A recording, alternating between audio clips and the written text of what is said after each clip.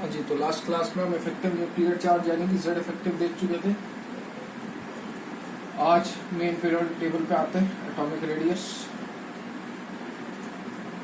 असली period table यहाँ से चालू है। आपको सबके ट्रेंड्स ध्यान रखने हैं, सबके एक्सेप्शंस ध्यान रखने हैं। ये देखिए 5 टॉपिक है, उसमें से पहला ये एटॉमिक रेडियस। मैं हर बार का यही तामझाम करूंगा। पहले मैं ट्रेंड्स की बात करूंगा। ट्रेंड्स बोले तो कि लेफ्ट टू राइट और टॉप टू बॉटम ये किस तरीके से वेरी करता है। क्या atomic radius left to right मतलब अलोंग अ पीरियड,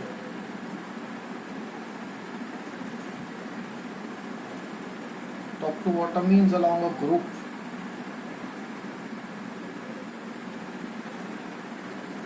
ठीक है, लेफ्ट टू राइट की जब आप बात करोगे, जेड इफेक्टिव अपन पढ़ चुके हैं और जेड इफेक्टिव और रेडियस एक दूसरे के इनवर्सली प्रोपोर्शनल होते हैं, ये भी अपन देख चुके हैं। लेफ्ट टू राइट जब आप बात करोगे तो जेड इफेक्टिव बढ़ता है, रेडियस घटती है। टॉप टू बॉटम जब आप बात करोगे then Z effective remains nearly the same, लेकिन रेडियस बढ़ती है। रेडियस क्यों बढ़ती है? क्योंकि नंबर ऑफ शेल्स बढ़ते हैं। मतलब हाइड्रोजन की बात करोगे तो 1s, उसी के नीचे लिथियम की बात करोगे तो 1sb और 2sb। कॉन्फ़िगरेशन लिख के देख लेना, समझ में नहीं आएगा। उसके नीचे पोटेशियम की बात करोगे तो वो थर्ड पीरियड का एलिमेंट है, 3 शेल आएंगे। इस तरीके से शेल बढ़ती जा रही है तो कंटिन्यूसली साइज भी, रेडियस भी बढ़ती जा रही है। ठीक है, खैर ये बेसिक ट्रेंड है। तो अपन बात करते हैं इसके अंदर कुछ एक क्वेश्चंस की। तो क्वेश्चंस अगर आप पढ़ा होगा तो जवाब दे पाओगे। सपोज मैं बात करूं हाइड्रोजन और हीलियम, तो इसमें किसकी साइज बड़ी होगी? तो हाइड्रोजन से हीलियम। आप कहाँ जा रहे हो? लेफ्ट से राइट जा रहे हो। पीरियोडिक टेबल में हाइड्रोजन के बाद क्या आता है? हीलियम। आप जा रहे हो left to right. Left to right size क्या होती है? घटती है। एटॉमिक रेडियस की बात कर रहे हैं बेटा।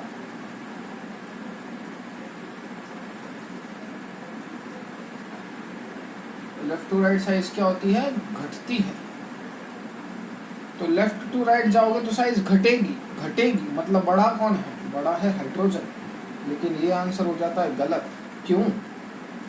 हाइड्रोजन छोटा होता है एज कंपेयर टू हीलियम के। Reason? Van der Waals radius. क्या हो गया सर ये एकदम से? तो जब वॉन डर वॉल रेडियस निकालोगे और अगर वो पॉइंट्स लिखोगे जो मैंने लिखवाए हैं या बताए हैं, तो उसमें आपको मिल जाएगा that van der Waals radius is defined for inert gas. और अपन जानते हैं कि वॉन डर वॉल रेडियस होती है सबसे बड़ी, उसके बाद होती है कोवेलेंट रेडियस, उसके बाद होती है मेटेलिक रेडियस और उसके बाद लास्ट में होती है कोवेलेंट रेडियस। तो पहला एक्सेप्शन ध्यान रखिएगा कि इनर्ट गैस बड़ी होगी as compared to the normal element along a period. जैसे मैं अगर बात करूं lithium, beryllium, boron, carbon, nitrogen, oxygen, fluorine, neon, तो लेफ्ट टू राइट जाते हो तो रेडियस घटती है। तो सबसे बड़ी radius lithium, beryllium, boron, carbon, nitrogen, oxygen, fluorine. लेकिन नियॉन सबसे आगे आ जाएगा। क्यों? Reason again the same, because for inert gas we define what? Van der Waals radius. ये वाला पार्ट आई थिंक आपको दिख नहीं रहा, तो अपन थोड़ा इस साइड लिख देते हैं। लिथियम,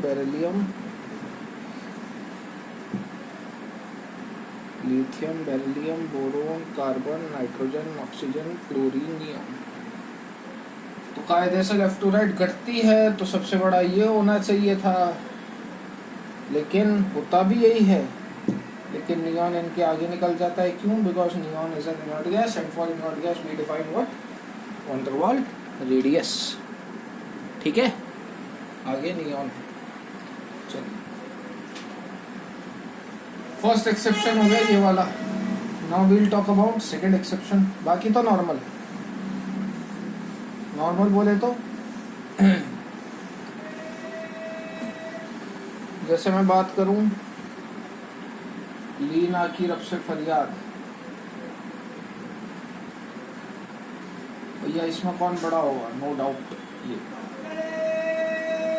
कोई डाउट नहीं है इसमें, है ना, कोई एक्सेप्शन नहीं होता ग्रुप में, कोई एक्सेप्शन नहीं है। रेडियस में कार स्कूटर बार, एस ब्लॉक के अंदर बेटा मांगे कार स्कूटर बार नॉर्मल है, ठीक है। रेडियस का यही क्यों? Because number of shells increases, therefore radius increases। एक एक्सेप्शन आ जाता है क्या? डी ब्लॉक के अंदर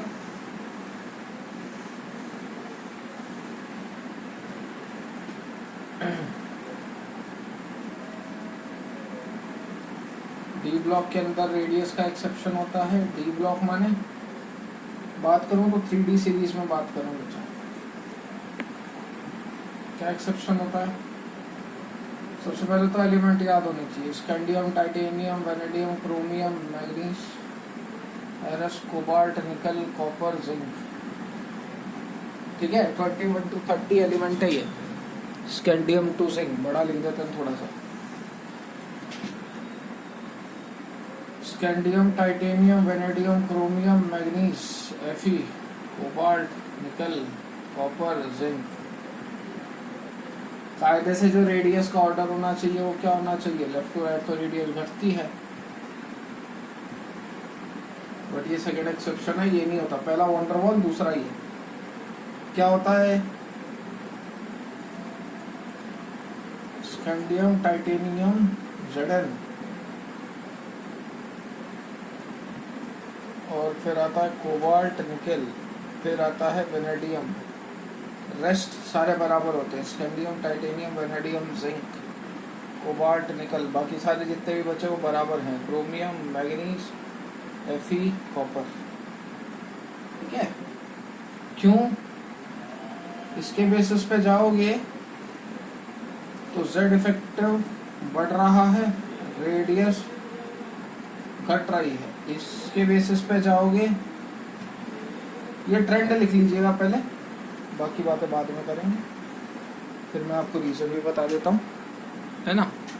तो होपफुली ये ट्रेंड लिख लिया होगा, मैं बता देता हूँ ताम झाम क्या होता है।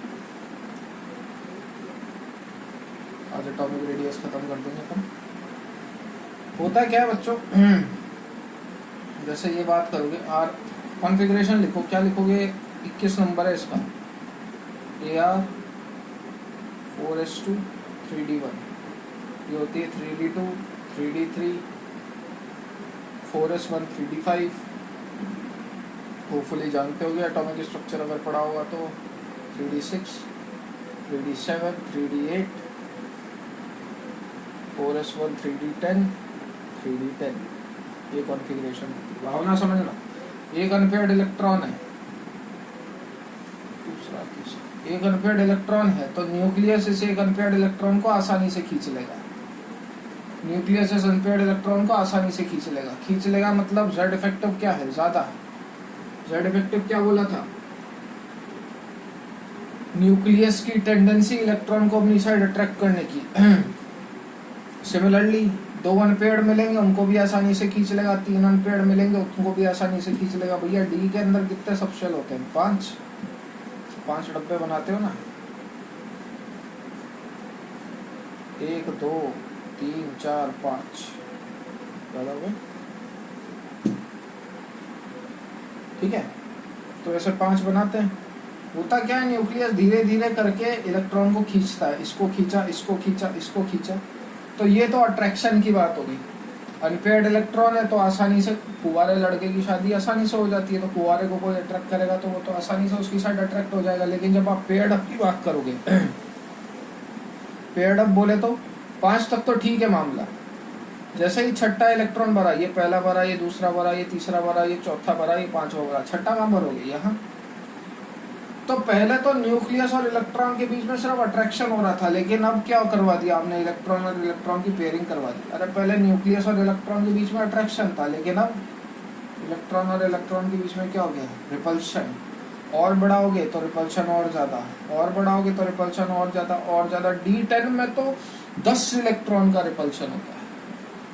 तो क्या मतलब है, 10 इलेक्ट्रॉन का repulsion. Electron electron outermost shell में इलेक्ट्रॉन प्रेजेंट होता है यार। ये एक दूसरे को धक्का मारेंगे तो साइज क्या होगी, बढ़ेगी। साइज बढ़ेगी तो जिंक की साइज जो आप सबसे छोटी बता रहे थे वो सबसे छोटी नहीं रहेगी, वो बढ़ जाएगी। तो होता क्या है, शुरू में अट्रैक्शन ज्यादा होता है, रिपल्शन कम। फिर अट्रैक्शन और रिपल्शन दोनों बराबर हो जाते हैं। लास्ट में D10 में रिपल्शन ज्यादा हो जाता है, अट्रैक्शन कम। इस वजह से इनकी साइज बढ़ जाती है। और जो नया ट्रेंड होता है वो मैं आपको लिखवा ही चुका था। उसकी एक शॉर्ट ट्रिक बता देता हूँ याद रखने की, उससे बहुत आसानी से याद हो जाएगा। स्कूटी में जंग वैसे बराबर जितने भी हैं कोई नहीं। स्कूटी, ये कुल मिला के स्कूटी है, मैं जंग वैसे बराबर बराबर कोई नहीं।